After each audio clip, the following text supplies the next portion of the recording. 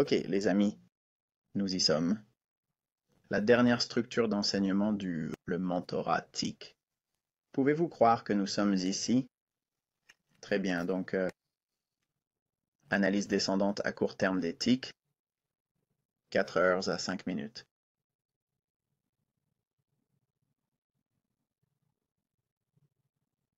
D'accord, permettez-moi de dire en préambule qu'il s'agit de mon approche personnelle, donc tout ce que l'on vous a enseigné, voici comment je l'utilise.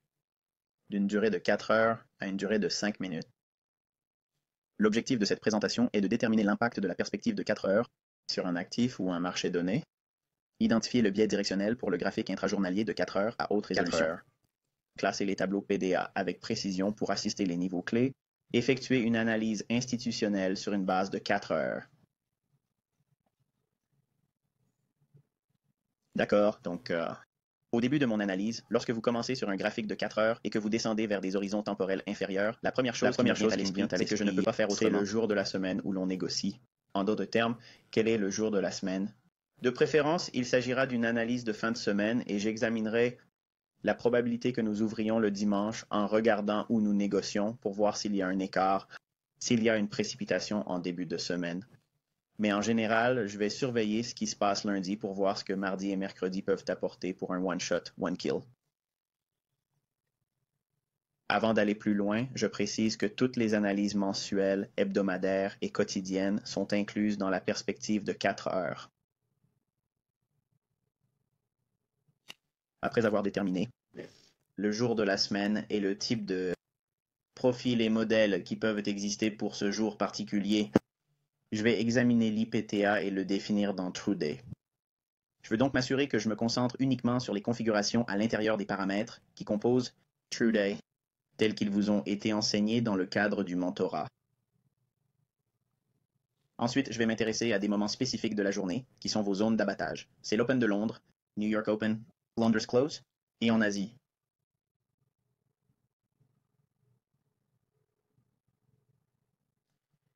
Je vais maintenant inclure la fourchette des courtiers de la Banque centrale. Je vais donc intégrer cette fourchette dans le prix en recherchant les déconsolidations et je vais chercher à ce que écart type pour les aligner sur les plus hauts et les plus bas potentiels de la journée. Je vais intégrer la fourchette asiatique. Je chercherai donc, encore une fois, les écarts types, là aussi. Et maintenant, le floutage. Je vais inclure les écarts sur le flout, qui est essentiellement la fourchette asiatique et la fourchette des courtiers de la Banque centrale, avec le temps pour combiner le haut et le bas de la fourchette. Je chercherai les écarts types pour cela et nous en parlerons plus en détail lorsque nous entrerons dans les discussions plus approfondies dans le cadre de cette présentation. D'accord, les profils intrajournaliers. Qu'est-ce que les modèles intrajournaliers suggèrent-ils en termes d'action des prix? Allons-nous avoir une journée de baisse avec une hausse à la hausse en raison de l'oscillation à Londres, ou allons-nous avoir une journée calme à Londres et une course à New York? Je vais donc me référer au profil intrajournalier potentiel. Je vais faire mes relevés PDA pour qualifier mes niveaux clés pour les objectifs et les entrées. Et j'inclurai la moyenne journalière, projection des fourchettes pour m'aider à faciliter les hauts et les bas de la journée. Et toutes ces idées, en plus des idées d'analyse que j'ai eues, m'ont permis de mieux comprendre le marché, transposer des analyses mensuelles, hebdomadaires et quotidiennes. Je prends ce que je vois sur des graphiques de 4 heures et je le reporte sur des graphiques intrajournaliers. Maintenant, c'est ici que nous devons décider ce que nous allons faire. Allons-nous passer d'un graphique de 4 heures à un graphique de 60 minutes? Ou allons-nous passer à un graphique de 30 minutes, un graphique de 15 minutes, un graphique de 5 minutes, voire un graphique d'une minute? Je ne l'ai pas inclus parce que je n'aime pas les graphiques d'une minute, mais il faut décider, vous devez décider où vous allez aller à partir de 4 heures. Je ne veux donc pas vous pousser dans un moule et vous dire qu'il faut procéder de telle ou telle manière, car il y a manifestement de nombreuses façons différentes d'envisager le temps. 60 minutes est une durée convenable, mais il faudra l'affiner un peu plus.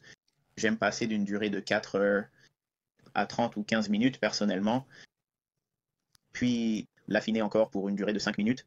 Si je peux faire mes entrées et mes exécutions en 5 minutes, c'est parfait. Mais je cherche généralement à mettre en place des dispositifs pour confirmer les entrées sur le minimum. Le mieux est de descendre jusqu'à 5 minutes. Mais je n'ai pas toujours le luxe d'accéder à un graphique de 5 minutes pour l'affiner. Mais si c'est le cas, j'essaierai certainement de le faire. Mais à partir de 4 heures jusqu'à l'horizon temporel suivant, je vous laisse décider parce qu'il doit y avoir une certaine mesure d'approche personnalisée. En d'autres termes, vous devez être en mesure de faire en sorte que cela fonctionne pour vous. En d'autres termes, vous devez être en mesure de l'adapter. La raison pour laquelle il faut être flexible, c'est que les délais inférieurs à 4 heures peuvent être flous sur le graphique de 60 minutes, mais peuvent être beaucoup plus clairs avec des écarts et autres sur le graphique de 15 minutes ou de 5 minutes. Il est donc important que vous sachiez que lorsque nous descendons d'un graphique de 4 heures, nous recherchons un cadre temporel qui produit des écarts de juste valeur. C'est la clé. Il se peut donc que vous ne voyez pas d'écart de juste valeur sur un graphique d'une heure, mais il y en a un sur un graphique de 15 minutes. De cette façon, vous pouvez choisir vos tableaux de PD par rapport aux écarts, commander des blocs, Breeze Glass, de cette nature. Mais vous serez en mesure de le voir lorsqu'il y a des cadres temporels inférieurs devenir plus ponctuels. Le cadre temporel supérieur va lisser le prix. Les cadres temporels inférieurs vont créer ces petites poches de illiquidité où il était nécessaire d'affiner et affiner.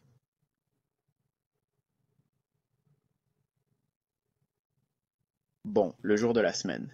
En utilisant l'analyse quotidienne, hebdomadaire et mensuelle précédente, je cherche des raisons de négocier dans ce biais directionnel à plus long terme. Si je suis baissier, je cherche des positions courtes les lundis, mardis et mercredis. Si je suis haussier, je cherche des positions longues les lundis, mardis et mercredis. Si je m'attends à l'influence du lundi, du mardi ou du mercredi et qu'elle ne se concrétise pas et qu'elle ne se matérialise pas, le lundi, j'attends les scénarios de fin de semaine, le jeudi et le vendredi pour qu'ils se concrétisent. En d'autres termes, si nous avons des modèles hebdomadaires ou si j'ai des modèles quotidiens que je m'attends à voir se déployer dans l'action des prix ou sur le marché, je les surveille. Si je ne vois pas ce que j'anticipe comme un mouvement haussier ou baissier lundi, mardi ou mercredi, et je dis que je me suis trompé ou qu'il ne se matérialise pas du tout, alors je veux me concentrer sur les modèles de jeudi et vendredi et sur le type de profil hebdomadaire qui peut s'aligner sur le calendrier économique. True Day. Je cherche maintenant des configurations à partir de l'analyse des cadres de temps plus élevés dans les heures définies par True Day. L'essentiel du volume quotidien se situe entre 3 heures et 10 heures du matin à New York, et 10 heures du matin, heure de New York. Je veux me positionner correctement en amont de cette fenêtre, soit pendant la première moitié de cette fenêtre, après l'ouverture de New York. Je dois revoir mes attentes à la baisse et me contenter d'objectifs plus modestes en True Day. Zones mortelles à l'heure du jour. En utilisant l'analyse d'un cadre de temps plus élevé, je chercherai une position dans la zone mortelle de l'ouverture de Londres. Je vise le plus bas du jour lorsque le cadre temporel est haussier. Si j'échoue à Londres, je cherche une configuration ouverte à New York pour me repositionner ou prendre une nouvelle position.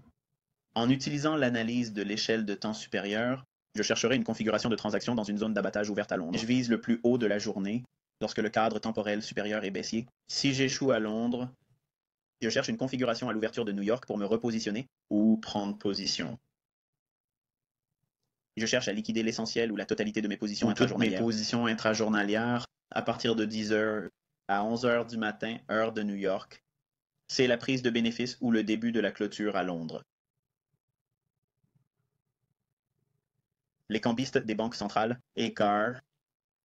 Maintenant, lorsque l'analyse de l'échelle de temps supérieure suggère que je devrais être haussier, j'utiliserai l'analyse de l'échelle de temps supérieure 2 ou 3 écarts types négatifs, c'est-à-dire à la baisse, de la fourchette des courtiers de la Banque centrale pour les entrées longues. Je cherche entre 15 à 60 tableaux de rabais minutes sur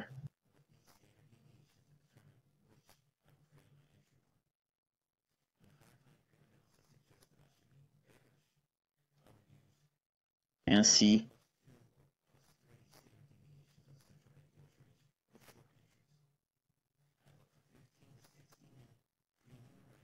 ce que je recherche, ce sont des écarts types sous la forme d'1, 2 ou 3.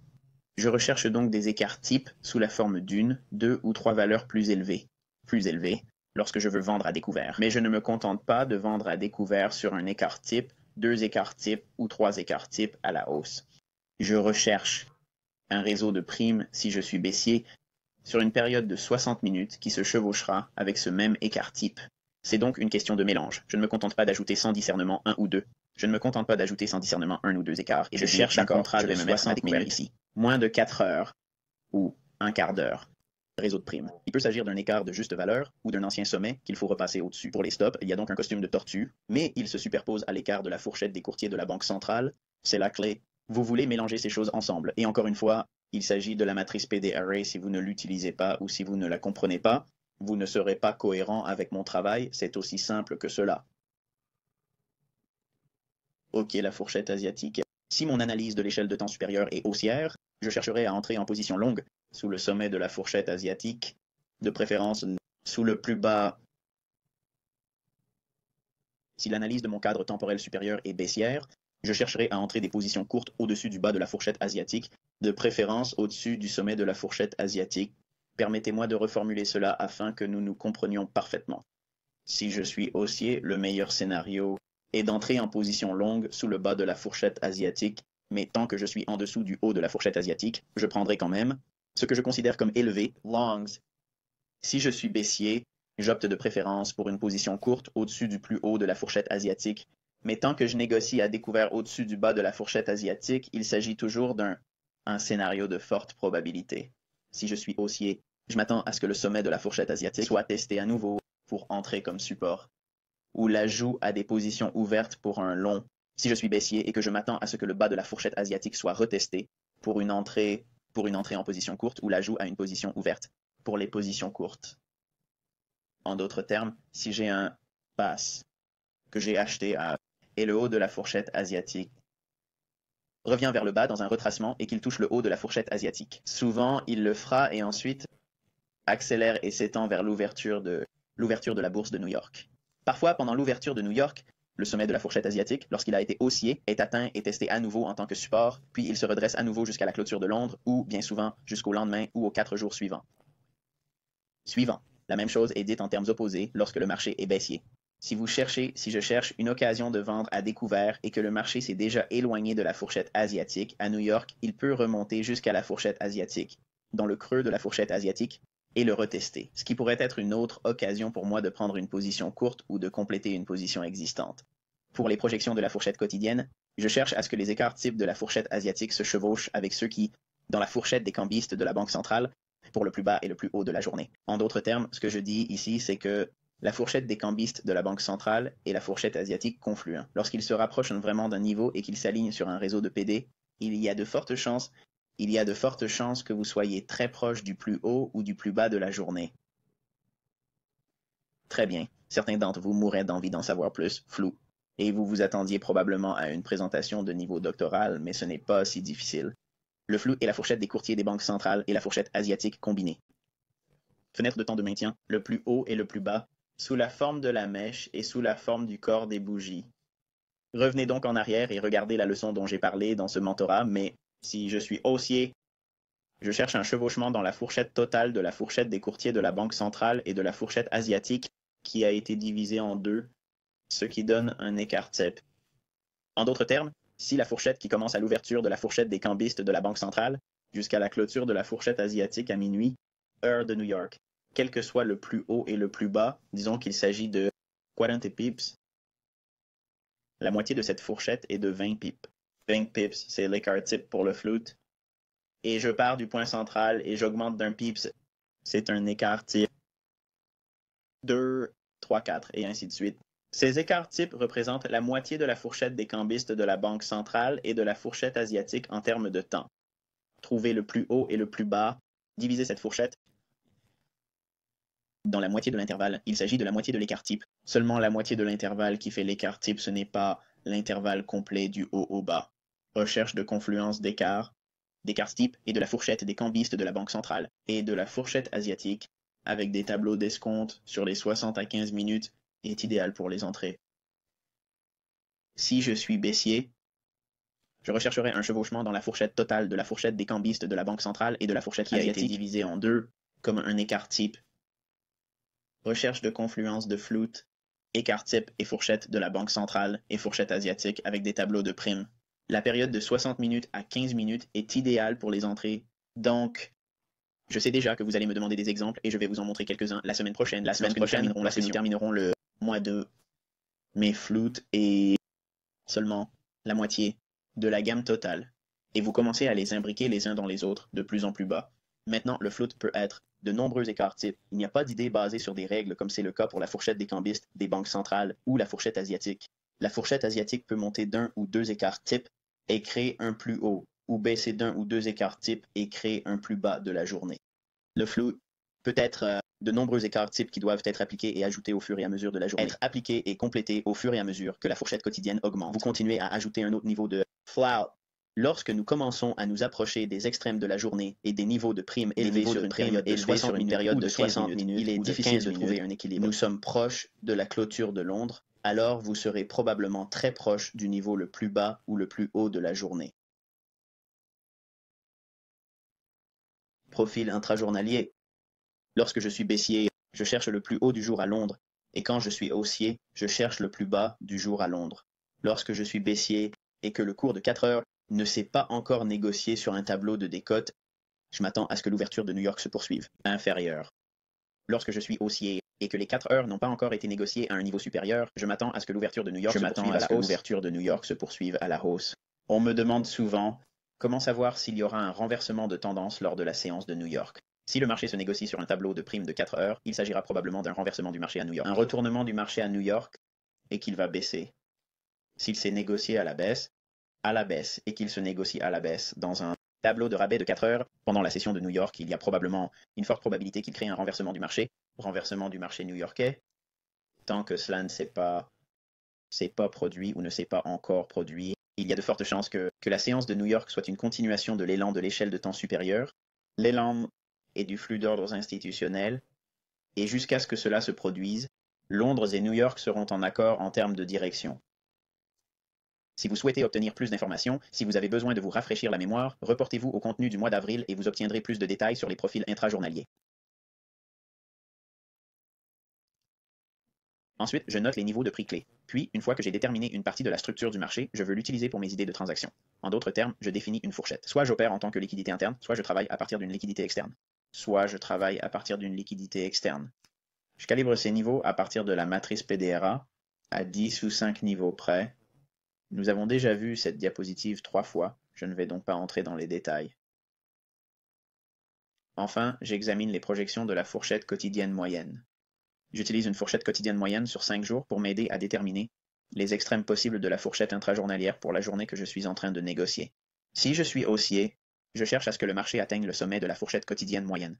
Si ce sommet est dépassé, j'utilise la méthode de Fibonacci pour déterminer les extrêmes intrajournaliers sur le haut et le bas de la fourchette quotidienne moyenne. Et je m'en sers comme projection pour une extension de 27 et 62 extensions comme cible. En elles-mêmes, elles ne sont rien, mais je regarde, rechercher une tableau premium. Lorsque je cherche le haut de la fourchette moyenne journalière et qu'il est cassé, je cherche un 27 qui s'aligne avec un tableau de primes sur un cadre temporel de 60 minutes ou de 15 minutes.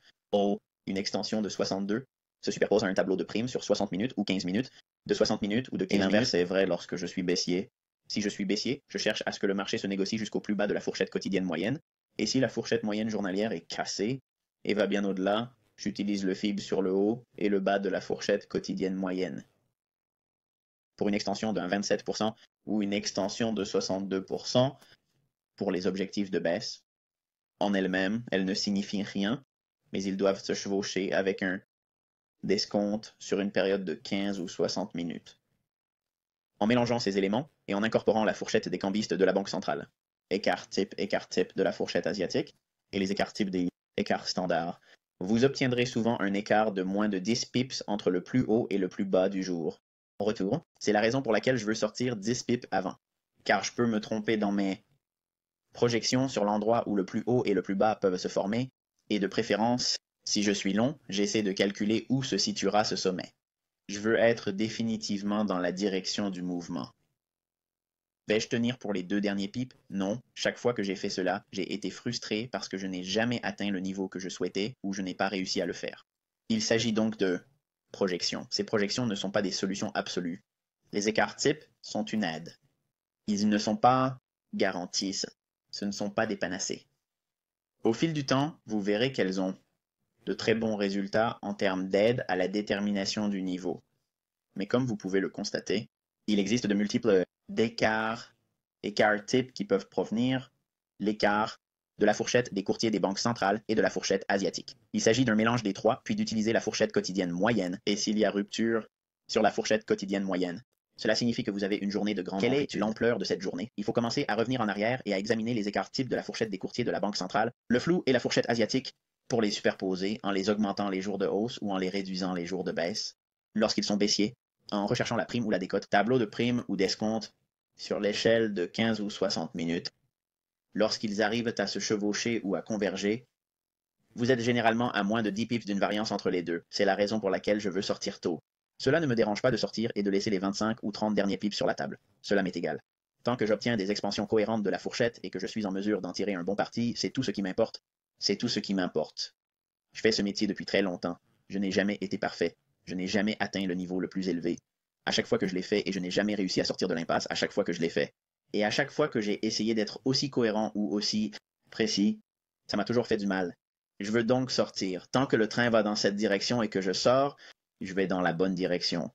Vous ne pouvez pas vous tromper, qu'il s'agisse d'une démonstration ou d'une séance en direct. Tous les modèles à prendre en considération. Il est évident que j'ai parlé du contexte d'une condition qui est un biais directionnel à plus long terme, puis de l'étape qui prépare votre transaction, à quoi cela ressemble-t-il? Ensuite, l'exécution est abordée dans le cadre du mentorat, où nous entrons et sortons, qu'il s'agisse d'acheter sur les limites ou de vendre sur limite, ou des ordres à court limité ou des ordres de marché. On en a parlé et on vous l'a expliqué. Il ne s'agit pas pour moi de vous donner technique d'entrée, car cela a déjà été abordé. L'essentiel est de savoir où se trouvent les configurations, car une fois que vous avez compris où va le marché et que vous comprenez la configuration, l'entrée est facile. En tant que trader technique, nous n'avons besoin que d'une configuration ou d'un modèle pour trader. Aujourd'hui, beaucoup d'outils vous ont été enseignés. Tellement d'outils que vous êtes probablement en train de vous demander ce que je suis censé faire ensuite. Ces leçons vous ont fourni comment je l'utilise réellement par une approche pas à pas. Ce que je fais sur le plan conceptuel, chacune de ces choses que je vous ai données en termes de ce que je cherche à faire a été expliqué plus en détail dans les leçons précédentes. Il serait donc stupide de ma part de vous faire perdre votre temps et le mien en ressassant tout cela. Car la première plainte que je ferais, si c'était moi, je dirais, eh bien, vous ne faites pas que répéter ce que vous avez dit? Non. Je vous dis dans l'ordre, des détails très spécifiques, l'ordre dans lequel je fais chaque chose. Ensuite, revenez au mentorat et tout ce que je vous ai enseigné est là. C'est l'ordre dans lequel je le fais. Maintenant, une fois que j'ai parcouru toute cette liste de choses dans l'ordre que j'ai enseigné jusqu'à présent, dans le contenu du mois d'août, dans les 4 enseignements jusqu'à présent, à un moment donné, vous arriverez à toutes ces conditions en vert. Et il est dit que vous devez chercher un trade ou un setup. Maintenant, je vais vous enseigner les deux configurations que je négocie. Je ne fais rien d'autre. Je ne cherche pas d'autres modèles. Je n'essaie pas de travailler sur d'autres informations. C'est tout ce que je cherche. Encore une fois, je dis cela pour vous dire que c'est ainsi que j'intériorise. Je le répète pour vous dire que c'est ainsi que j'intériorise et que je cherche à exécuter sur le marché. Ce n'est pas une invitation à faire cela et à ne jamais expérimenter, ne jamais tester. Idée ou l'inspiration que vous obtenez en regardant certaines choses. Par exemple, j'ai étudié plusieurs approches différentes de la négociation la semaine dernière avec vous lors de sessions en direct. Et nous avons passé en revue plusieurs choses différentes. Nous avons étudié le scénario de l'euro-dollar, qui s'est finalement avéré juste. Nous avons cherché des scénarios pour le yen japonais. Il s'est vérifié. Nous avons cherché un mouvement de marché sur l'or, que nous examinerons avant de clore cette session. Et cela s'est vérifié. Donc, vous n'avez besoin que d'un seul modèle. Et l'importance de s'en tenir à ce modèle est primordiale, car si vous essayez de changer ou de faire plus d'une chose au début, vous ne serez pas en mesure de mesurer la cohérence et vous ne pourrez pas renforcer votre confiance, ce qui est nécessaire pour vous y tenir. Il y aura des périodes où cela ne fonctionnera pas ou où vous vous y prendrez mal, et c'est normal. Il n'y a pas lieu d'en avoir honte. Il n'y a pas lieu d'avoir peur. Vous allez vous planter et c'est la raison pour laquelle j'enseigne dans une démo. Cela vous donne la permission de tout gâcher. Cela me donne la permission de tout gâcher en tant que professeur. Parce que ça ne fera de mal à personne. Cela ne me fera pas de mal sur le plan financier. Cela ne vous fera pas de mal sur le plan financier. Aucun dommage financier ne peut survenir et vous ne pouvez pas vous émouvoir de gagner de l'argent dans une démo parce que ce n'est pas de l'argent réellement dépensable. C'est donc dans cet environnement qu'il faut apprendre. C'est dans cet environnement qu'il faut apprendre. Sur les prochaines diapositives, je vais partager avec vous les choses que je recherche. Comment mon esprit interprète les prix et ce sont mes modèles de prédilection. Vous allez voir qu'ils ne sont pas trop compliqués. Vous allez les reconnaître tout de suite. Vous allez voir que je les ai déjà vus lorsque nous en avons parlé. Vous allez savoir tout de suite que je ne fais pas grand-chose. Je n'ai pas une de toutes ces choses différentes. Maintenant, je peux voir les aiguillons d'éthique. Je peux voir les modèles de réflexion. Je peux voir les motifs oraux, toutes ces choses dont j'ai parlé dans des tutoriels gratuits et sur YouTube et toutes ces choses. Je peux voir toutes ces choses et je les vois et je les laisse passer. J'en parle, oh, cela pourrait faire ceci et cela pourrait faire cela, mais je ne les mets pas en œuvre. Les choses que j'exécute, soit en démo, soit dans l'enseignement, soit dans mes transactions en direct, c'est ce que je fais. Ce que je fais dans mes transactions en direct, ce sont les modèles que je chasse. C'est ce que je cherche à faire. Encore une fois, comprenez bien que je n'essaie pas de vous faire entrer dans le moule que l'éthique uniquement. Ne pensez pas que vous devez suivre ces modèles pour réussir, car il y a d'autres façons d'utiliser les informations que je vous ai fournies. Et vos configurations peuvent être légèrement différentes de ce que je vous montre ici. Mais ce sont les caractéristiques de la façon dont j'internalise et d'analyser les marchés. Et lorsque j'ai raison, je l'attribue à ces modèles. C'est ainsi que je vais donc en partager quelques-uns avec vous dans les prochaines diapositives afin d'illustrer l'approche simple mais efficace et la façon dont elle peut être utilisée. De ne rechercher qu'une seule configuration pour la spéculation dans votre pratique du compte de démonstration. Il ne s'agit en aucun cas des seuls modèles possibles à utiliser dans le cadre du mentorat. J'ai inclus mes favoris personnels et quelques autres pour stimuler votre intérêt et votre inspiration. Très bien. La première est une figure haussière ICT numéro 1. OK. Et la condition est que le cadre temporel le plus élevé doit être haussier et l'étape où la configuration est la suivante. Le prix va rebondir sur un réseau d'escompte d'un cadre temporel supérieur. Un swing d'impulsion crée un écart de juste valeur près du creux de l'oscillation. Un creux à court terme se forme dans la structure du marché et ne parvient pas à se redresser après des sommets égaux ou la formation d'un sommet plus élevé. Le prix finira par chuter dans l'écart de juste valeur et par s'effondrer sous le creux à court terme se formant après la formation de l'impulsion de prix. Les stops de vente sont déclenchés. L'argent intelligent utilise l'accumulation d'offset pour coupler les entrées longues avec le taux de vente stop pour une entrée au rabais. Tout est expliqué dans cette image. Vous avez vu cela se produire de nombreuses fois dans le mentorat, je l'ai souligné, et nous avons vu de nombreuses fois où soit j'ai participé et ça n'a pas marché, soit j'ai participé et ça a marché, soit je l'ai décrit et je ne l'ai pas fait, ou je l'ai décrit, je n'ai pas fait de transaction de démonstration et cela s'est avéré efficace. Vous avez donc vu tous les aspects de où cela n'a pas fonctionné, où cela a fonctionné, et quand je l'ai appelé et n'ai pas participé, et que cela a fonctionné en termes d'action des prix. Pour moi, c'est ça. C'est ma juste valeur pour l'entrée optimale de la transaction. Voici l'entrée optimale dans la transaction, dans les moindres détails, qui n'a pas été expliquée lorsque j'étais sur les forums en 2010. Donc, quand je suis arrivé sur la scène, tout le monde cherchait simplement pour les niveaux de tracement de 62 à 79% afin d'obtenir des entrées de marché optimales pour les ticks, en tirant une fibre depuis le plus bas jusqu'à l'impulsion après qu'il ait essayé de se redresser plus haut, puis lorsqu'il retombe, l'entrée optimale est soit 62, 75 ou 79% des niveaux de retracement. Ce chevauchement, avec un écart de juste valeur, une baisse à court terme où les stops de vente seront placés, et de retour dans un bloc d'ordre haussier. Vous avez 4 atouts en main. 4. Vous avez 4 confluences. Si vous avez cela avec un cadre de temps plus élevé haussier, vous avez un tuyau de plomb. S'il y a une hausse, elle sera très forte. Parce que vous avez 4 choses pour vous. Ce n'est pas une garantie. Il n'y a pas de garantie de hausse, mais j'ai appris dans ma propre analyse, mon étude, que c'est il y a de nombreuses fois où il y a une remontée, puis une rétraction, et qu'il n'y a pas de creux à court terme entre les deux. S'il n'y en a pas, ce n'est pas aussi probabilité. Mais quand je vois ça, c'est celui que je veux négocier quand je fais des achats à la juste valeur. D'achat ou, dans ce cas, lorsque j'entre dans un marché optimal. Il s'agit d'une liquidité interne de la fourchette, d'expansion de la fourchette. En d'autres termes, elle crée une fourchette, du plus bas au bloc d'ordre jusqu'à le swing d'impulsion et commence à retracer. Pendant qu'il retrace à l'intérieur de cette fourchette, c'est la liquidité interne de la fourchette en se plaçant en position longue à l'intérieur de cette fourchette, en espérant qu'elle s'élargira à l'extérieur. Et je vais cibler les liquidités externes. Ok, le deuxième est le schéma haussier ICT numéro 2, et je n'ai pas de nom pour ces schémas, mais simplement une juste valeur, et maintenant c'est un costume de tortue ou liquidité externe.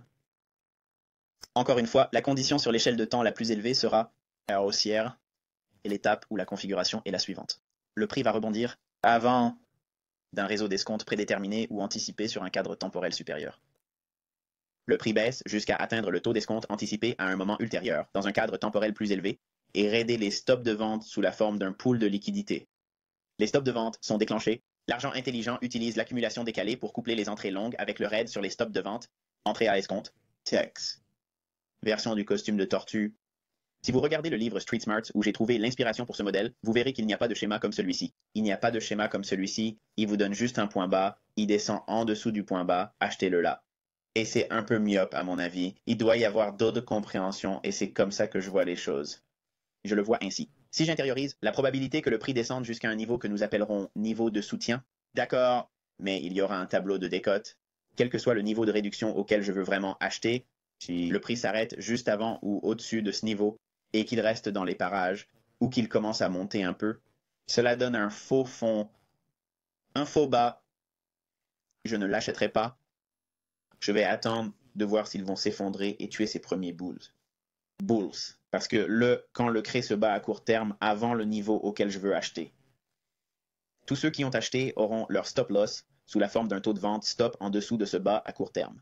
Et je sais que si le cours baisse, s'il descend jusqu'à ce niveau inférieur de l'échelle de temps, tableau d'escompte, pas plus bas dans le temps, mais plus bas en termes de prix, vous savez, il va plus bas qu'il ne l'a déjà fait.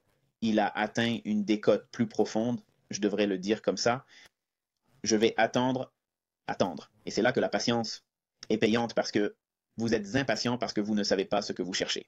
Je suis souvent patient dans la négociation des prix parce que je sais ce que je cherche. Aujourd'hui, je peux être impatient face à l'impatience des gens qui veulent apprendre cela, mais je suis absolument très patient quand il s'agit de chercher ce que je sais ce que je recherche spécifiquement. Je sais ce que je recherche spécifiquement, c'est pourquoi je ne me laisse pas emporter par l'émotion. Dans mon analyse, je ne suis pas émotionnel dans mon trading car je recherche des choses spécifiques et si je ne les obtiens pas, je n'agirai pas. Dans ce cas, je veux voir un bas se former avant un niveau anticipé en termes de décote. Donc disons qu'il y a un écart de juste valeur que je m'attends à voir se combler et que le prix baisse, il n'atteint pas tout à fait ce niveau et commence à se redresser un peu. Je vais attendre et voir s'ils utilisent cela comme un jeu de dupes et qu'ils redescendent une fois de plus. Si c'est le cas, je sais que ces stops de vente seront déclenchés. C'est la liquidité du côté vendeur sur un marché sous la forme de vendeur sur le marché, de vendeur sur le marché. L'argent intelligent accumulera ces liquidités et compensera accumuler ces stops. J'achète en bas de la fourchette d'escompte parce que j'ai maintenant l'impression que le prix devrait remonter parce qu'il y a des stops qui s'accumulent. Il est allé jusqu'à mon tableau d'escompte logique et c'est la soupe de tortue. C'est ainsi que fonctionne la soupe de tortue. Si vous pouviez revenir en arrière et regarder, le travail de Linda enseigne ce modèle dans son livre avec Larry Connors. Si vous pouvez trouver des... Sur YouTube, j'ai pu regarder des vidéos où elle en parlait. Elle n'a pas donné plus de détails en dehors de ce qui a été partagé dans le livre. Mais quand vous regardez cela et que vous appliquez ce que je viens d'expliquer ici, cela amène le schéma à un tout autre niveau. Et le schéma haussier numéro 3, qui est fondamentalement le même schéma que je viens de vous montrer. Mais dans le cas où je n'ai pas eu l'entrée sur un costume de tortue, c'est la raison pour laquelle je vous dis de ne pas vous inquiéter. Ne vous inquiétez pas, ne le regrettez pas, ne vous asseyez pas là et ne vous faites pas de reproches si vous ne pouvez pas atteindre ce niveau, très bien, voici le modèle que j'utilise. J'attends que les prix se redressent et atteignent le sommet à court terme, et maintenant ce sommet à court terme devient une cassure haussière. Lorsque le cours redescend jusqu'à la cassure, je l'utilise comme point de repère, entrée, parce que je sais que cette action a couru au plus bas, le prix ne devrait pas redescendre. Il n'y en aura donc pas beaucoup. Il n'y aura généralement pas de retracement vers le bas dans un bloc d'ordre où se trouve le niveau d'achat. Il peut donc y avoir une bougie fermée vers le bas. Évidemment, dans de nombreux cas, de nombreuses personnes chercheront à ce que le prix redescende et atteigne ce bloc d'ordre. Ce sera en dessous du breaker. Il est déjà descendu et a fait son travail. Le prix va donc s'appuyer autour de cette cassure haussière. Je vais donc considérer ce niveau comme point d'entrée.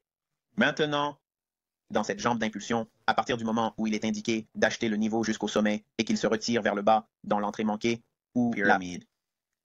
Cette jambe d'impulsion est juste à l'intérieur de la partie supérieure alors qu'il se négocie à partir de la cassure haussière. Il y aura une partie de l'action du prix dans le cadre temporel inférieur. Il s'agit donc disons que c'est un graphique de 4 heures ou d'un graphique horaire.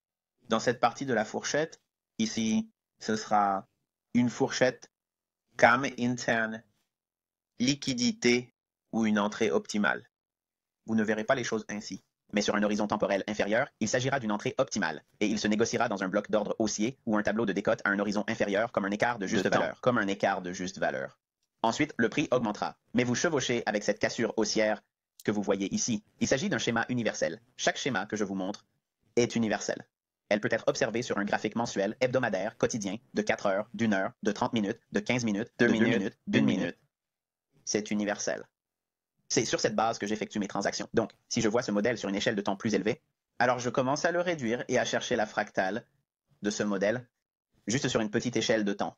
Et ainsi, je cherche alors une nouvelle entrée en position, car j'ai manqué la première, ou si j'ai pris une position longue sur ce cycle inférieur, sur des stops de vente, run on sell stops, ou une entrée en soupe de tortue. Si je l'ai prise, si je veux ajouter à cette position et à cette pyramide, disons que j'en ai acheté 2 dans le bas de la fourchette, disons que je veux en ajouter une autre, je peux le faire maintenant, quand il y a cette cassure haussière. Je peux alors faire une pyramide.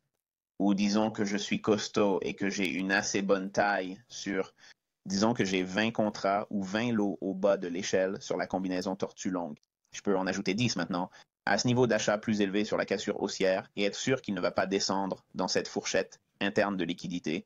Parce qu'il a déjà fait son travail en exécutant les stops, il ne sera pas possible d'entrer dans le marché de façon optimale à partir du niveau d'achat, du niveau inférieur. Il ne va pas retracer vers le bas dans un tableau d'escompte ici, parce qu'il a déjà exécuté les stops et il voudra s'éloigner rapidement de cette zone et commencer à fixer le prix de la prime.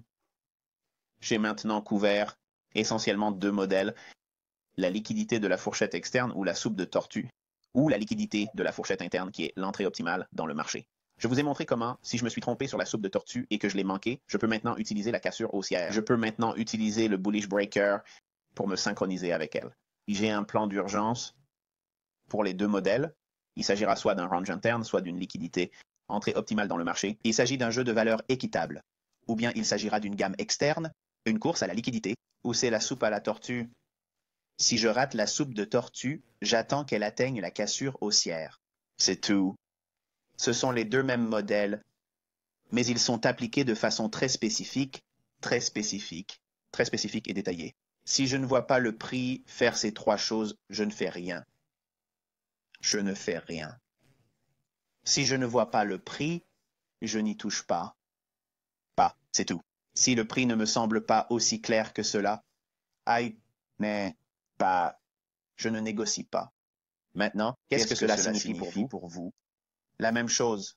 Quel que soit votre modèle, si vous ne le voyez pas dans le prix, vous ne faites pas de transaction, parce qu'il ne vous donnera pas le contexte dans lequel opérer. Vous devez savoir où se situe votre risque. Vous savez que vous devez savoir où va le prix, et tout ceci n'est qu'une mise en place. Ce n'est pas du ciblage. Le ciblage est ce que nous venons de couvrir au début de cet article. Nous sommes passés d'une projection de 4 heures à une projection de 4 heures. Les projections de la fourchette journalière moyenne. Tous ces éléments vous permettent d'atteindre votre objectif, car je ne peux pas vous donner à recette qui vous donne tous les scénarios. Ceci répond à tout. Ce serait la fourchette quotidienne moyenne plus 3 écarts type de la fourchette des courtiers de la Banque centrale, 5 de la fourchette asiatique et 14 de l'écart. C'est ce que vous voulez. Je sais que c'est ce que vous voulez. Et c'est ce que je voulais. Mais j'ai vite appris dès le début de ma carrière qu'il n'y a pas de recette pour cela. Il faut mélanger tout cela et continuer à travailler. C'est pourquoi c'est difficile, parce que ce n'est pas simplement prêt à l'emploi. Tout le monde pense pouvoir appliquer mes concepts et les automatiser. Ce n'est pas le cas. Il y a trop de variables. Il faut réfléchir. Il faut être capable de réfléchir à ce que l'on recherche et à la manière dont cela se recoupe. Vous ne pourrez jamais automatiser tout ce que je fais. Cela n'arrivera pas. Et c'est pourquoi je ne pense pas que quelqu'un ait jamais enseigné, n'a pu le faire non plus. Et j'ai parlé à des gens très, très instruits. J'ai parlé à des camps, j'ai parlé à des algorithmes, et croyez-moi, ils ont essayé de faire ce que vous êtes probablement en train de penser. Je vais passer par ce mentorat et je vais créer un trader automatique. Vous allez obtenir une sorte d'UA développée à partir de cela. Non. Vous pourrez peut-être automatiser un concept ici et là, mais vous n'automatiserez jamais l'ensemble du processus. Cela ne fonctionnera pas comme ça. Maintenant, parce que j'ai ces 3 critères spécifiques que je recherche, mais il n'y a que 2 modèles. J'ai un programme d'achat, un programme de vente, et j'ai un programme, si je me trompe, ce que je recherche. Pensez-y. J'ai un concept qui me fait gagner du temps, qui me fait prendre des raccourcis. Et j'ai un concept qui, si je manque une opportunité sur un modèle, cela me donne un plan de secours. Il s'agit là de l'aspect achat et je me suis un peu avancé car nous n'avons pas encore abordé l'aspect vente. Passons donc à la suivante et je peux m'appuyer sur le même commentaire que je viens de faire. Ok, c'est le schéma baissier ICT numéro 1 et la condition est évidemment un cadre temporel supérieur baissier et la phase ou le schéma est le suivant. Le prix rebondit sur une matrice de prime de temps plus élevée, un swing d'impulsion crée un écart de juste valeur près du sommet de l'oscillation. Un sommet à court terme se forme dans la structure du marché et ne descend pas plus bas après des creux égaux ou la formation d'un creux plus bas. Les prix remontent dans l'écart de juste valeur et au-dessus d'un sommet à court terme, se formant après la formation de d'impulsion. Les stops d'achat sont déclenchés, l'argent intelligent utilise la distribution offset pour coupler les entrées courtes avec le taux de stop d'achat. Entrée premium. D'accord, il s'agit encore une fois d'un trade de juste valeur ou d'une entrée de trade optimale. Si vous voyez un bloc d'ordre haussier et un écart de juste valeur, alors que le prix s'éloigne, c'est rare. Idéalement un sommet à court terme, dans le cadre temporel que vous recherchez dans cette configuration. Le prix essaiera de baisser ou ne réussira pas à baisser, puis remontera au-dessus de ce sommet à court terme, se refermant dans l'écart de juste valeur, en remontant jusqu'au bloc d'ordre haussier, et ce niveau de vente, est le point d'entrée optimal de la transaction, après que les stops d'achat aient été épuisés sur un précédent sommet à court terme. Si vous utilisez le sommet du bloc d'ordre, ou quel que soit le sommet le plus élevé à ce sommet de l'oscillation, jusqu'au plus bas qui n'a pas réussi à descendre plus bas avant de revenir et de frapper l'écart de juste valeur, c'est votre swing d'impulsion et le retracement jusqu'au niveau de vente.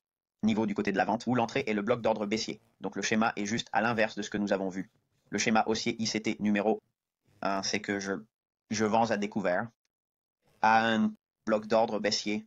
Je regarde un bloc d'ordre baissier qui est une bougie haussière de proximité près d'un sommet. Le prix s'écarte à la baisse. Seule la livraison du côté vendeur est possible. Crée un écart de juste valeur, il crée un écart de juste valeur, puis il crée un écart à court terme, juste en dessous de l'écart de juste valeur, ce qui définit le support de l'écart de juste valeur, et ensuite le prix tente de descendre ou ne parvient pas à descendre, peu importe, mais remonte au-dessus de ce sommet à court terme. Une fois qu'il a comblé l'écart de juste valeur et atteint le bloc d'ordre baissier, c'est la vente, après qu'il y ait un stop d'achat, donc c'est déclenché, la liquidité d'achat va arriver sur le marché, l'argent intelligent va vendre sur ce marché. Ils associent leurs ordres, et le marché s'étend vers le bas. Il faut donc rechercher une certaine décote comme objectif. C'est ma modèle baissier préféré, et c'est schéma baissier numéro 2. Et encore une fois, la condition est baissière sur un horizon temporel plus élevé. Le stade est, ou la configuration est, le prix va rebondir avant un tableau de prime à un horizon plus élevé. En d'autres termes, vous vous attendez à ce que le prix remonte un peu plus haut, mais il ne l'a pas atteint. Maintenant, tout le monde va se sentir frustré et courir après le prix lorsqu'il commencera à baisser. Pas vous. Pas vous, ni moi, ni personne dans ce mentorat.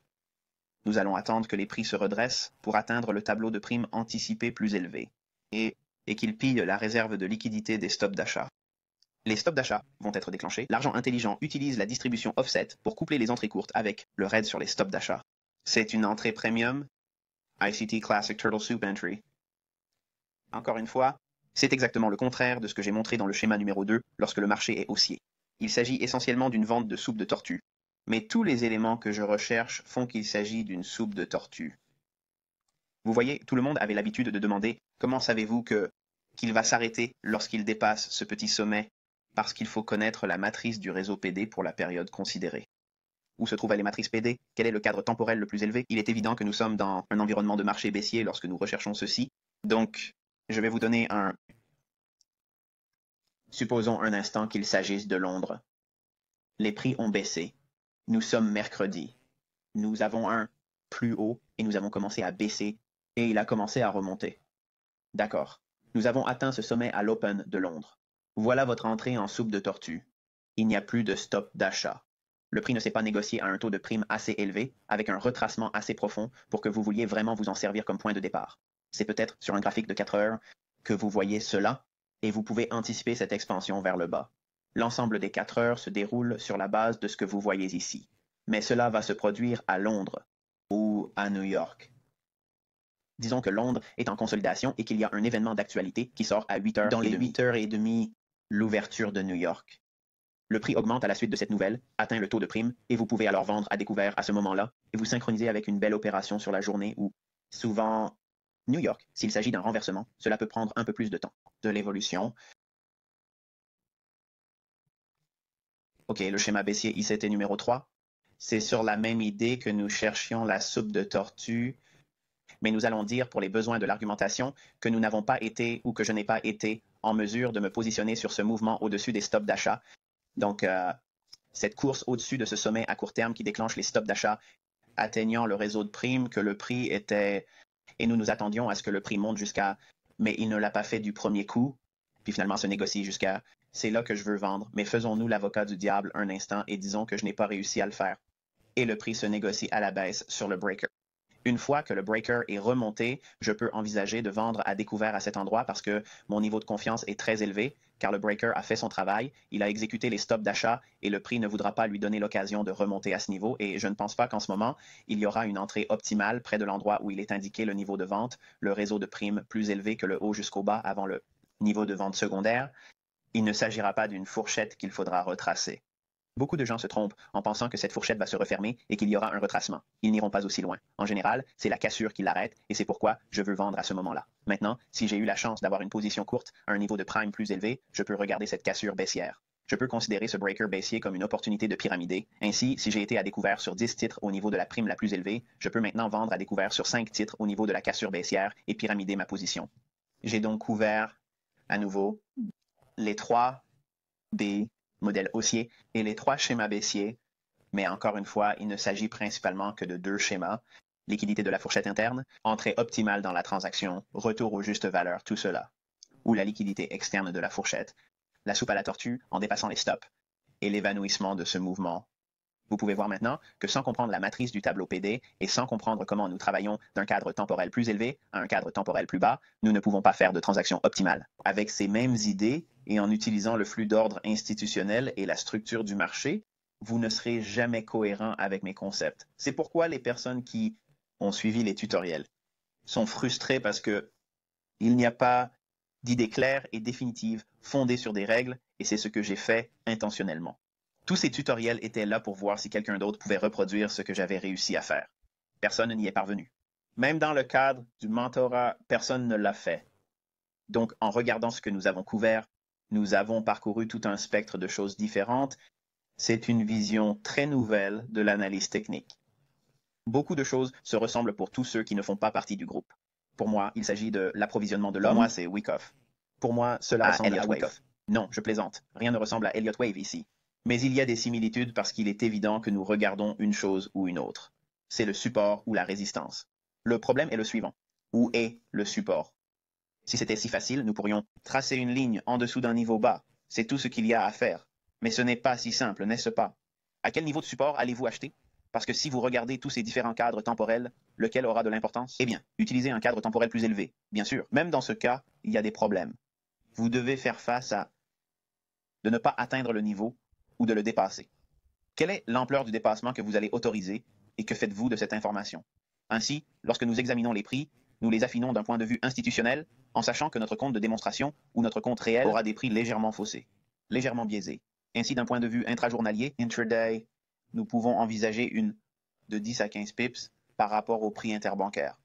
Interbancaire. C'est pourquoi il y a un peu plus de risque en termes de day trading parce que vous construisez déjà dans cette fourchette ou écart que vous ne connaissez même pas, à moins que vous ne compreniez que les prix interbancaires ne sont pas ceux que nous recevons de notre courtier. Ils ajoutent une prime supplémentaire. Il y a un écart en plus de l'écart, ce qui rend les choses difficiles et ils peuvent utiliser ce spread en leur faveur. Il peut vous permettre de prendre votre stop lorsque vous vous approchez d'un ancien bas ou d'un ancien haut, parce que c'est là que se trouve votre stop, comme tout le monde. Et ils ne laisseront pas cet écart vous aider lorsque c'est bénéfique pour vous. Et vous savez ce que je veux dire par là si vous avez négocié avec des fonds en direct. Vous savez ce que je veux dire par là. C'est étonnant de négocier avec des fonds réels. Vous ne voyez pas ce problème quand vous faites de la démo. Mais dès que vous avez un compte réel, vous verrez l'effet de l'écart. C'est pourquoi, ici, cette situation vient d'être inversée avec le schéma haussier numéro 3. Nous voulons utiliser ce breaker baissier comme entrée pyramidale ou une entrée secondaire. C'est notre meilleure opportunité de trader dans ce marché actuel et ne pas s'attendre que le niveau de la cellule du réseau de primes est le bas avant ce retracement vers la cassure de cette gamme vers le bas. N'anticipez pas que l'on ferme ou que l'on recule pour une entrée optimale dans la transaction, parce qu'en faisant cela, vous évitez complètement de faire des erreurs et vous ignorez ce qui se passe. Et ignorez le cassure baissière qui vous regarde droit dans les yeux. C'est pourquoi, lorsque j'examine des graphiques, la première chose que je recherche dans tous mes cadres temporels est la suivante. Où sont les cassures? Parce qu'une fois que j'ai compris cela, cela me donne un contexte immédiat pour travailler. Maintenant, je peux toujours me tromper et vous m'avez vu le faire plusieurs fois en utilisant le breaker en session live, mais lorsque je me trompe, cela me donne un retour d'information immédiat et je peux alors me synchroniser à nouveau avec le marché. Perdre vous donne donc un aperçu de première qualité. N'essayez pas de lutter contre cela. Vous ne pouvez pas. Vous ne pouvez pas gagner cette bataille. Vous allez perdre. Vous allez perdre en démo. Vous allez perdre en fonds réels. Ne luttez pas contre cela. Prenez l'information qu'il vous donne comme une prime en termes de perspicacité. Nous allons maintenant passer au marché de l'or et je vais récapituler quelque chose qui m'évite d'entrer dans les études de cas et qui me permettra d'appliquer ce que vous avez fait. Dans le cadre du mentorat, je vous ai dit que ce déménagement allait avoir lieu, je vous ai dit à quoi vous attendre.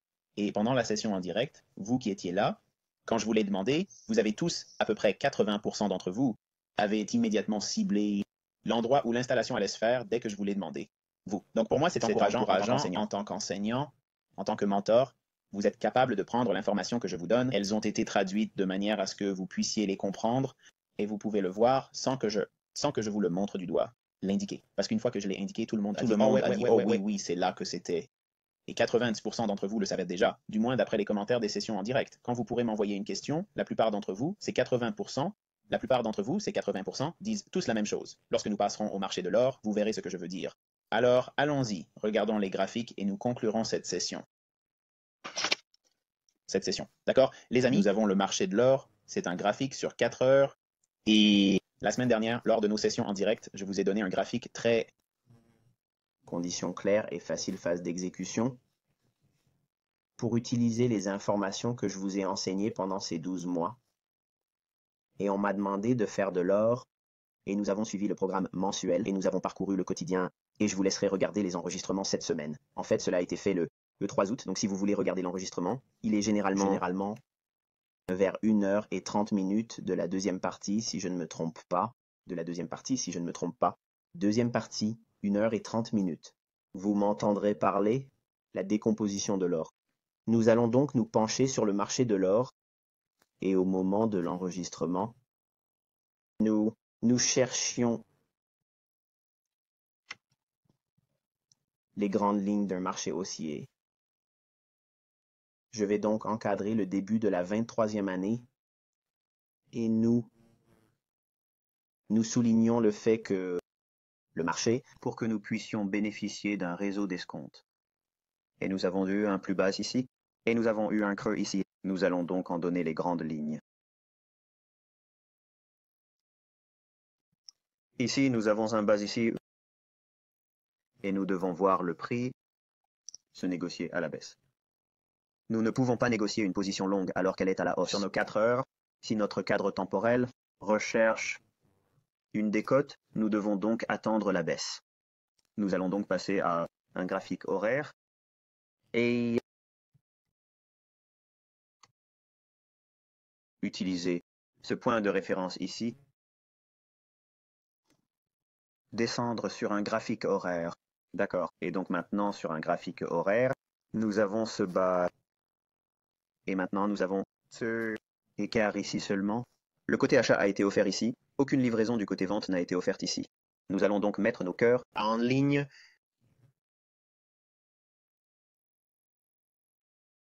Ici, OK, donc nous avons seulement une zone ou une fourchette où l'achat a été proposé. Donc entre DAO et $. D'accord. 2 poignées que seul le côté acheteur a offert. Avant cet écart, quelle est la prochaine baisse? À la baisse? C'est ce sommet d'ici. Donc, si le prix a été cédé, toute cette gamme a baissé. Le premier qu'il atteindra sera ce sommet d'oscillation ou ce sommet d'oscillation. Nous allons utiliser ce sommet d'oscillation, c'est le plus élevé. C'est un swing high parce qu'il y a un low high à gauche et un low high à droite. Et le prochain en dessous serait ici, donc ce serait une réduction. Juste ici, puis une autre décotée ici, puis le bloc d'ordre ici. Tout cela s'éloigne et se situe en dessous de l'écart de juste valeur. Nous utilisons donc P matrice ici. Et maintenant, nous allons utiliser ceci. Notre arrêt devrait être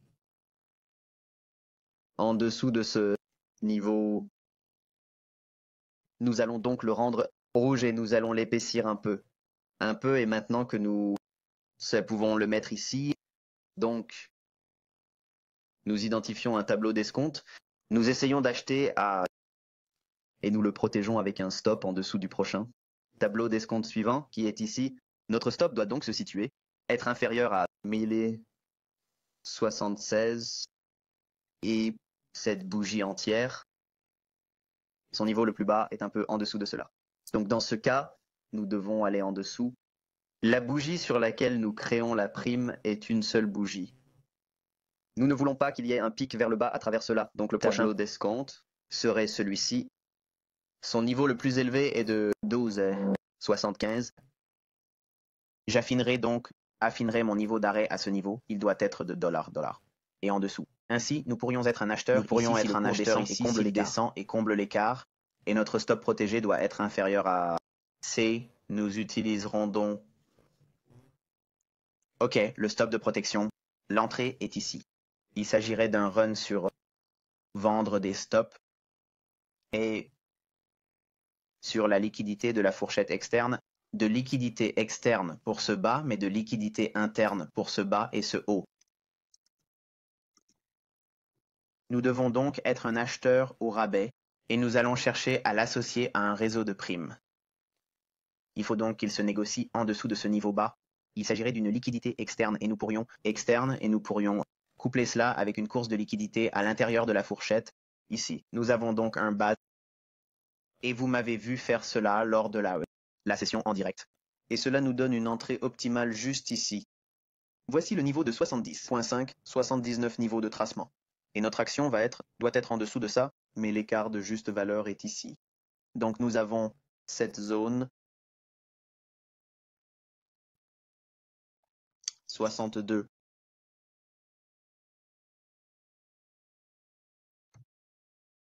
Jusqu'à 7, 9 juste ici. Et le point idéal est ici. Nous allons donc dire, c'est l'entrée actuelle avec le chevauchement de 70,5 parce qu'il pourrait s'étendre juste au-delà de l'écart où nous pouvons faire 78, ce qui permet de combler l'écart. Et nous pouvons permettre l'étalement jusqu'au niveau, le niveau de 70,5 ou l'entrée optimale de la transaction. Nous envisageons donc une position longue à 12,78 et l'arrêt est 12,74. Et nous recherchons tout tableau de primes, mais nous devons le regarder après que le marché commence à se négocier à la baisse. Donc voici notre basse. Nous voulions le voir descendre dans l'écart de la juste valeur, mais il ne l'a pas fait. Alors qu'a-t-il fait?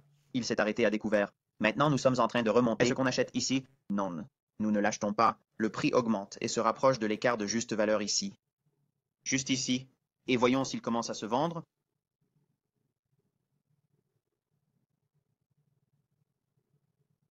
Se négocie à la baisse. Et ensuite, se vend.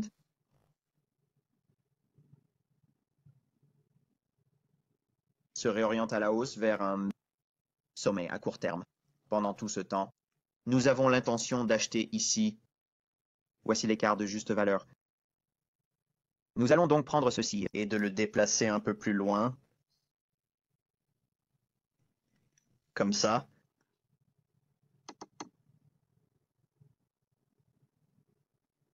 Et le niveau de stock, ici. D'accord? Et prix, atteint d'Auberland, ici. Bloc baissier plus court, atteint un sommet à court terme. Ici, le prix monte d'abord en flèche. Atteint les sommets, atteint ces sommets. Baisse de la valeur, dans l'écart. Nous prenons une position longue à $. Stop to protection. Jamais atteint. prendre un tableau d'escompte, achat-vente stop en dessous de ces points bas, et ici, le prix remonte immédiatement. Et c'est là que nous sommes assis maintenant. Il s'agit donc maintenant d'examiner le prix si nous avons manqué cette opportunité. Comme certains d'entre vous l'ont probablement fait, nous pouvons maintenant utiliser le breaker pour prendre une position longue. La question est maintenant de savoir où se trouve le breaker. Nous avons ce sommet avant ce creux. Nous avons ceci ici, mais il n'est pas aussi défini. Et c'est celui-ci ici, est plus bas que celui-ci. Et nous avons négocié au-dessus de ce sommet. Alors maintenant, ce sur quoi je me tromperais, c'est que je dirais que ces bougies ici vont être le point de rupture. Donc tant que nous achetons à l'intérieur de cette fourchette prolongée dans le temps, cela pourrait être une bonne zone d'achat pour l'or. Nous pourrions donc le voir se redresser et reprendre le chemin de la hausse en utilisant ce que je vous ai appris. Et cet exemple, nous en avons parlé à l'avance. Donc, on m'a posé des questions. Il m'a littéralement fallu quelques minutes pour vous l'expliquer, vous le montrer et vous en donner les grandes lignes. Et tout ce que nous avons vécu pour ces 4 enseignements semble énorme. Et on a l'impression que cela vous prendrait une éternité. Mais ce n'est pas le cas. Vous me regardez parcourir les tableaux et en quelques minutes, j'ai déjà une idée de ce que je vais faire. J'ai déjà une idée de ce que je veux faire, où je pense que le prix va aller, comment il devrait réagir. Et voici un autre exemple. Je vous l'ai donné à la fin de la semaine. Je vous l'ai donné. L'euro a manqué 2. Mais finalement, l'euro nous a donné raison. Et vendredi, donc, le plus court et le plus long, c'est que vous avez tous les components pour élaborer votre propre plan de trading avec ce qui vous a été enseigné. Je vous ai donné le mien. Je vous ai montré le mien et je n'ai rien caché. Je vous promets qu'il n'y a pas de secret. Je vous ai donné tout ce que je sais en ce qui concerne la façon dont je vois le Forex, comment je travaille sur ce compte de démonstration, et je vous ai montré où il allait aller. À l'avance, et vous voyez quand il échoue. Maintenant, quand c'est bien, c'est très très précis. Quand c'est faux, c'est faux. Il n'y a rien que je puisse dire à ce sujet. C'est ce que c'est. Je vous l'ai dit d'emblée, je ne peux pas être parfait. Tu ne seras jamais parfaite. Alors donne-toi la permission de l'être. Vous ne voulez pas avoir tout ce poids sur les épaules en pensant que vous devez tout savoir. Ce n'est pas le cas. Tu as besoin d'avoir raison de temps en temps et avoir plus raison que vous n'avez tort. Et si vous êtes capable de le faire, votre carrière est brillante devant vous et j'ai hâte d'entendre toutes vos histoires et ce que vous faites est une réussite. Ceci n'est pas une fin en soi pour le mentorat, car il y a beaucoup de petites nuances dont je veux parler. De petites nuances subtiles dont je veux parler la dernière semaine de nos sessions en direct et de nos enregistrements. J'ai une poignée d'études thématiques que je veux vous présenter aussi, et je vais vous donner l'étude sur les actions le dernier jour de bourse, parce que je veux vous expliquer comment je à travers l'IBD pour choisir les actions que j'aime, et je terminerai par les Grecs sur les options, parce que cela va de pair avec un seul enseignement. Et je vais vous donner un bref synopsis sur le top-down pour les obligations et un bref synopsis top-down sur le S&P et les matières premières. Chaque jour de la semaine prochaine, il y aura des études thématiques respectives et elles seront courtes et agréables. Donc, j'ai eu beaucoup de plaisir à lire ces études. J'ai eu beaucoup de plaisir de vous enseigner tout cela. Cela a été beaucoup de travail. Cela a été très, très épuisant en termes d'énergie nécessaire pour le faire. Au début, j'ai dû faire face à des gens qui ne sont plus parmi nous, heureusement, mais je suis confiant.